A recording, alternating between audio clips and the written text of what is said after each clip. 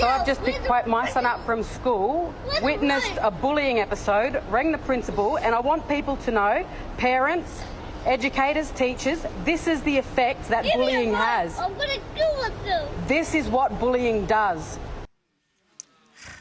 So Quaden was saying he wanted to take his own life because he was just fed up with being bullied. So much support came in. Hugh Jackman, Quaden's favorite rugby team.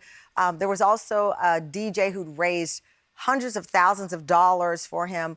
But within hours of this story, a dark turn started when people online started to say that Quaden was a fraud, that he was actually 18 years old, and that he was profiting off the story that he and his mother had concocted.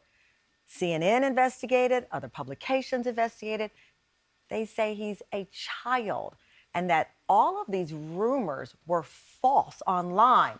Our first guest, though, journalist David Perry, had a very provocative view in an op-ed that he wrote. He said that Quaden, the little boy, paid a steep price for what his mother shared online. And I really wanted to talk to David. He joins us now from Minneapolis, Minnesota. David, thanks for joining me. Thank you And so much the for TAM having me. fam. Hello, everyone. I happened to run across your tweet, and it stopped me in my tracks as a mom of a 10-month-old, always questioning what I share about his life. You said that Quaden's mom meant well, but sharing that video was problematic. What do you mean by that?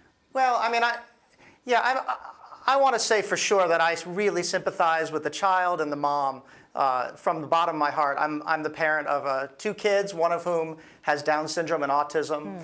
But just like you said, within hours we have this backlash. And what I want parents to think about is when they put something on the internet, what will it sound like? What will it feel like? What will it look like 10 years later, 20 years later, 30 years later? That stuff on the internet doesn't go away. And we've talked a lot about that, David. And the mother who posted it said in that video, which you heard, I'm trying to show you people what it looks like, what bullying looks like. And she pointed to the fact that on Quaden's website, he always looks very happy. He's very dapper if you go on his social media page.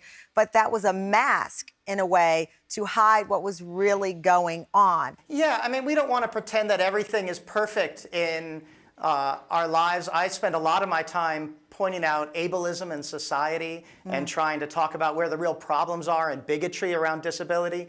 But my son's face and his stories and his life is his life. And I don't want to take his worst moment and put it on the internet and then have him be really mad about it 20 years from now. I don't think any parent wants our kid mad about stuff we put on the internet when they were little. Then how are we supposed to call out things like this? I mean, how are we supposed to celebrate our children with or without disabilities and also call out or use our media platforms to teach and educate? What are we supposed to do?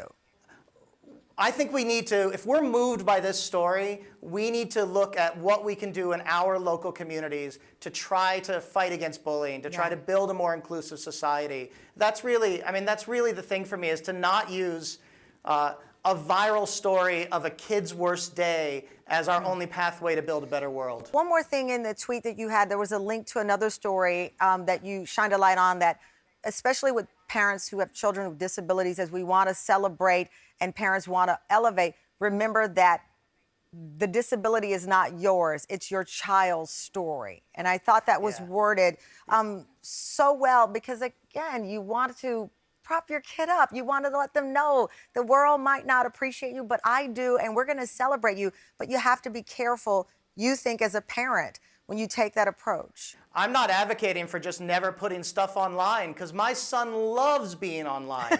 He loves it. And if I decided for him that he didn't ever get to show his face online, that would also be the wrong choice. But I do think we can think twice and just say, how is he going to feel when he's 16? How is he going to feel when he's 26? How are his employers and possible girlfriends going to feel? And that's, if we just stop and think a little bit, I think we'll make better choices. Well, your piece definitely made me stop and think. Thank you, David, for coming on. I appreciate you joining us today. Thank you. Thanks.